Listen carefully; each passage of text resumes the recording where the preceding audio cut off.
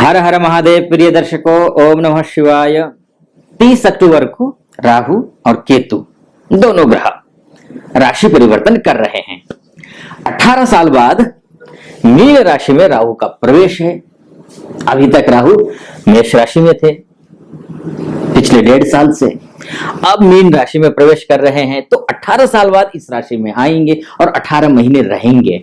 उसी तरीके से केतु भी अभी तक पिछले 1.5 साल तक तुला राशि में थे, अब ये कन्या राशि में आने वाले हैं 30 अक्टूबर को। ये जो राशि परिवर्तन है, इससे आप कैसे प्रभावित होंगे, आप अर्थात कुंभ राशि वाले व्यक्ति कैसे प्रभावित होंगे, इसी विषय पर इस वीडियो में चर्चा होगी। वीडियो पूरा सुनना, अच्छा लगे तो सब्सक्राइब कर देना चैनल को, वीडियो को लाइक कर देना और कमेंट बॉक्स में जाकर ओम नमः शिवाय जरूर लिखिएगा। चलिए, कुंभ राशि वालों के लिए राहु का जो परिवर्तन है वो बहुत शुभ नहीं है। खासकर उनके लिए अभी मैं बताऊंगा किन किन सेक्टर से जुड़ी हुई लोगों के लिए ये ज्यादा फायदेमंद नहीं है, ये भी मैं आपको बताऊंगा। उससे पहले एक थोड़ा सा एक वैदिक दृष्टिकोण से एक थोड़ा सा कैलकुलेशन मैं आपको बता देता हूं। वो कैलकुलेशन ये है, वैदिक ज्योतिष में द्वितीयस्थ राहु को शुभ नहीं माना गया है। खासकर अगर आपका पैतृक विवाद चल रहा हो, पैतृक संपत्ति को लेकर विवाद चल रहा हो, तो समझ लीजिए आपके लिए अच्छा नहीं है। विवाह की बात चल रही हो, वर या वधू की तलाश कर रहे हैं, तब भी बहुत अच्छा समय नहीं है। समय अच्छा नहीं है कहने का तात्पर्य यह है कि खराब है, ऐसा भी नहीं है। हाँ, आपको ज्यादा एफोर्ड करना होगा। जैसे कि अगर आप वर या वधू की तलाश कर रहे हैं तो आपको वर या वधु मिल तो जाएंगे, लेकिन उपयुक्त वर मिलने में समय लगेगा।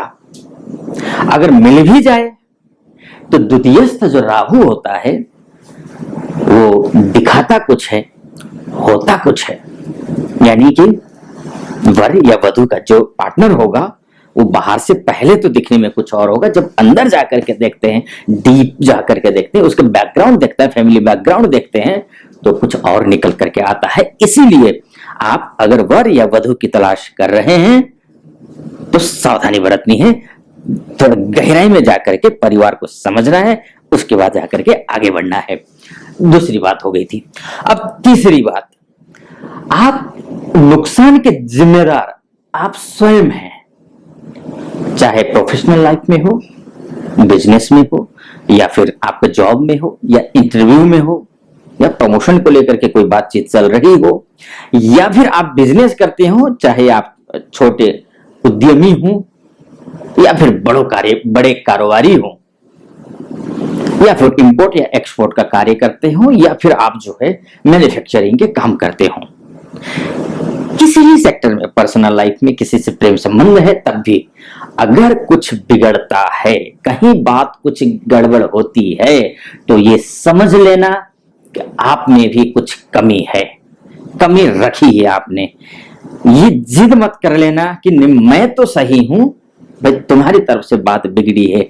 इस जिद को पकड़ के मत बैठना, क्योंकि द्वितीयस्थ राहु आपकी वाणी पर, आपके शब्दों पर, आपकी भाषा शैली पर प्रभाव डालता है। अच्छा प्रभाव नहीं डालता है, दुष्प्रभाव डालता है। इसलिए आपको समझना होगा। ये 2-3 चीजें बातें हैं, आपको ध्यान रखना होगा। ध्यान रखना खुद के लिए है। अगर खुद पर आप नियंत्रण रखेंगे तो आपका बिजनेस भी अच्छा चलेगा, आपकी नौकरी भी अच्छी चलेगी, आपका प्रमोशन भी होता हुआ दिखाई दे रहा है, वर वधु भी मिलेंगे, सब कुछ। लेकिन अतिरिक्त सावधानी जरूर बरतनी होगी, आपको इस बात को ध्यान रखना होगा। अब खासकर किन किन लोगों के लिए ये जो समय है वो उतना अच्छा नहीं है, वो मैं आपको बताता हूं। जो पेट्रोकेमिकल से जुड़े हुए व्यक्ति हैं, जो विज्ञान से जुड़े हुए व्यक्ति हैं, यानी कि साइंस से, एरोनॉटिक्स से जुड़े हुए व्यक्ति हैं, अनुसंधान से, रिसर्च से जुड़े हुए व्यक्ति हैं, कोई गुप्त विज्ञान, गुप्त रहस्य से जुड़े हुए व्यक्ति हैं, या आर्किटेक्चर हो, इनके लिए भी बहुत अच्छा नहीं है। या फिर जो है कानून, लॉयर इत्यादि के लिए भी ठीक नहीं है। औद्योगिक विज्ञान से जुड़े हुए जो है, उद्योग व्यवसाय से जुड़े हुए लोग हैं, उनके लिए भी बहुत अच्छा नहीं है। मैंने कैसे पहले कहा, बहुत अच्छा नहीं है कहने का तात्पर्य आपको अतिरिक्त सावधानी बरतनी है और राहु की उपासना करनी है। राहु अच्छा है अगर, अच्छा एक बात और कहूंगा मैं, अगर आपकी कुंडली में राहु अच्छा है तो आपको कोई डरने की जरूरत नहीं है। अब राहु अच्छा नहीं है तो कुछ संकेत राहु देगा, वो संकेत क्या है वो मैं आपको बताता हूं। वो संकेत होते हैं, अगर आपकी कुंडली में राहु अच्छा नहीं है तो गोचर के हिसाब से तो द्वितीयस्थ राहु बहुत अच्छा होता नहीं है, आपको अतिरिक्त सावधानी बरतने के लिए कहता है। लेकिन अगर आपकी राहु कुंडली में ही खराब हो तो निश्चित मानकर चलिए कि आपके लिए नुकसानदायक है। राहु का परिवर्तन, द्वितीयस्थ राहु नुकसानदायक है। अगर नुकसानदायक है तो आपको 2 महीने पहले संकेत मिलने लगेंगे। वो संकेत क्या है? आपको नींद नहीं आएगी, कम आएगी, आएगी तो सही, लेकिन जहां 8 घंटा व्यक्ति को सोना चाहिए, एक स्वस्थ व्यक्ति के लिए 8 घंटे की नींद जरूरी होती है, वो आपको 2 घंटे 3 घंटे या फिर बीच बीच में नींद खुलेगी, आप अचानक जगेंगे और डरेंगे, शरीर में कमजोरी महसूस होगी, बहुत अधिक जो है आप आलस्य महसूस करेंगे, इसके साथ मानसिक तनाव आप महसूस करना शुरू कर देंगे, वाणी में कड़वाहट होगी, भय और शत्रुओं का डर अनावश्यक, शत्रु है नहीं लेकिन लगेगा कि शत्रु है।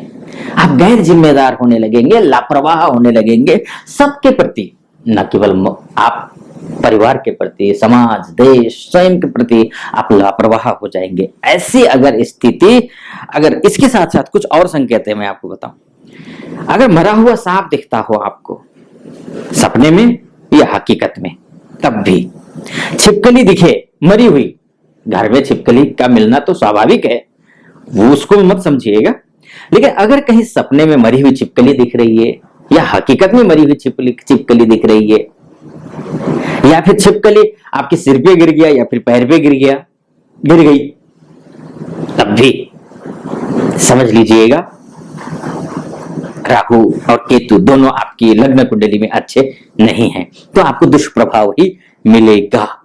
राहु का, सेकंड हाउस के राहु का अच्छा फल नहीं मिलेगा। उपाय बताऊंगा, वो उपाय कीजिएगा, अच्छा होगा।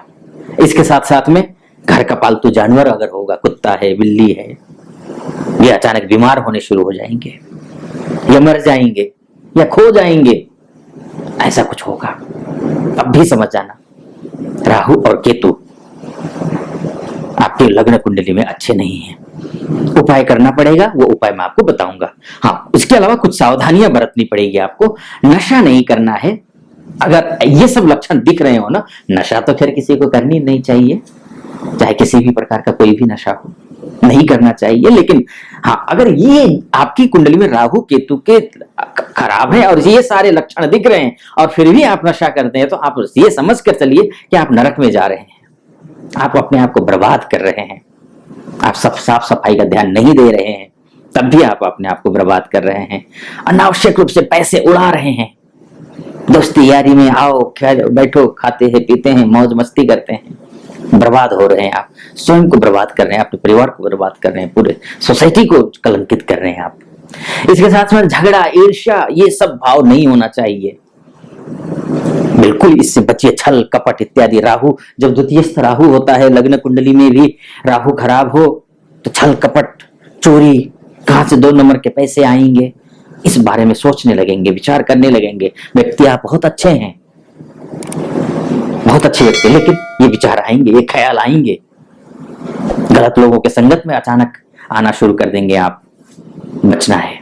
अगर ये सब आपने सावधानियां बरती तो निश्चित रूप से आपको जो दुष्प्रभाव पड़ना है, जो संकेत अगर मिल रहे हो दुष्प्रभाव पड़ने के, वो उससे आप बचेंगे। अब ये सब सावधानियां हो गई, उसके बाद उपाय भी कुछ कर लीजिए ताकि पूर्णतः अगर ऐसा कुछ दुष्प्रभाव पड़ रहा हो, खराब कुंडली में राहु हो, तो उसका पूरी तरीके से निदान हो सके। आपको अष्ट धातु यानी कि सोना, चांदी, तांबा, सीसा, जस्ता, टीन, लोहा और पारा से बनी हुई जो अष्ट धातु की जो अंगूठी होती है, वो आपको धारण करनी है। एक दूसरा, ओम सुबह सुबह उठिए, जल्दी उठिए, उसमें जो है इत्र डालिए, उस थोड़ा सा गुलाब जल डालिए, चंदन डालिए या तो, और उस चंदन से और इत्र डाले हुए पानी से, जल से आप नहा लीजिए। नहाने के बाद 108 बार राहु के तंत्रोक्त बीज मंत्र हैं ओम भ्राम भ्रीम भ्रौम सह राहवे नमः। ठीक, इस मंत्र का जप करना है। अगर केतु का भी जप करना हो तो ओम श्राम श्रीम श्रौम सह केतवे नमः, इस मंत्र का जप कर लीजिए। आपको भगवान शिव की भी दोनों मंत्रों का जप करने से आशीर्वाद प्राप्त होगा। शनिवार के दिन तांबे के लोटे में जल रखिए, कुशा रखिए और दूर्वा डाल करके रख लें। स्नान करने के बाद उस जल को जिसमें जो है जल में जो है कुशा और दूर्वा था डाला हुआ रखा था आपने, उस जल को पीपल के पेड़ की जड़ में डाल दें। इससे भी राहु और केतु की शांति होती है। जो संकेत मिल रहे हो आपकी लग्न कुंडली में खराब राहु हो तो ठीक हो जाएगा। राहु को बलवान करने का भी तरीका होता है। मान के चलिए आपकी कुंडली में राहु खराब भी है और कमजोर भी है। वैसे खराब ग्रह का कमजोर होना शुभ होता है, लेकिन बलवान अगर उतना खराब नहीं है लेकिन कमजोर है तो क्या करें?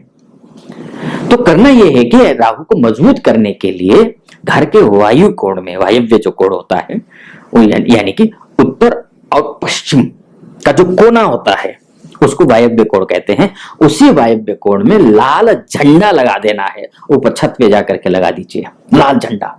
बिल्कुल, ये बहुत शुभ रहता है ताकि किसी भी प्रकार का कोई अशुभ जो तत्व है वो आपके घर पर जो आक्रमण नहीं कर सकेंगे, उसका दुष्प्रभाव नहीं पड़ेगा। राहु को मजबूत करने के लिए एक और तरीका है अमावस्या के दिन। तरीका तो कई है, वीडियो समापन करने की ओर हूं मैं, तो इसलिए एक दो और तरीके बता देता हूं। अमावस्या के दिन पीपल के नीचे शाम ढलते समय दीपक जलाएं। कौन से दिन? अमावस्या के दिन। ये करना बहुत शुभ रहता है। राहु को मजबूत करने के लिए 41 दिन तक 1 रुपए का सिक्का लाल कपड़े में लपेट कर किसी गरीब को दे दे, ये भी बहुत शुभ होता है राहु और केतु की शांति के लिए। तो कुछ बातें एहतियातन बरतना है आपको। राहु अगर आपकी कुंडली में अच्छी स्थिति में है, उसकी दशा भी चल रही हो, भले ही यहां खराब हो गोचर में, लेकिन आपके लिए अच्छा नहीं। ये जब उपाय भी करेंगे आपके लिए अच्छा होगा ही होगा। लेकिन राहु लग्न कुंडली में, यानी कि लग्न कुंडली आपकी है, ये तो राशि कुंडली हुई। ये जो राशि के हिसाब से बताया मैंने कुंडली, आपको कुंडली का जो विश्लेषण किया, तो लग्न कुंडली में भी राहु खराब स्थिति में है, तो ये जो मैंने उपाय बताया, जो सावधानियां बताई हैं, तो समझ लेना। और राहु द्वितीय राहु तो बहुत अच्छा होता है नहीं, तो इसलिए वो भी ये उपाय करेंगे तो ठीक हो जाएगा। चलिए इस वीडियो को यहीं पर समाप्त करता हूं। आपको वीडियो कैसा लगा? अच्छा लगा हो तो चैनल को सब्सक्राइब कर देना, वीडियो को लाइक कर देना और कमेंट बॉक्स में जाकर ओम नमः शिवाय जरूर लिख देना। फिलहाल अनुमति दीजिए। ओम नमः शिवाय।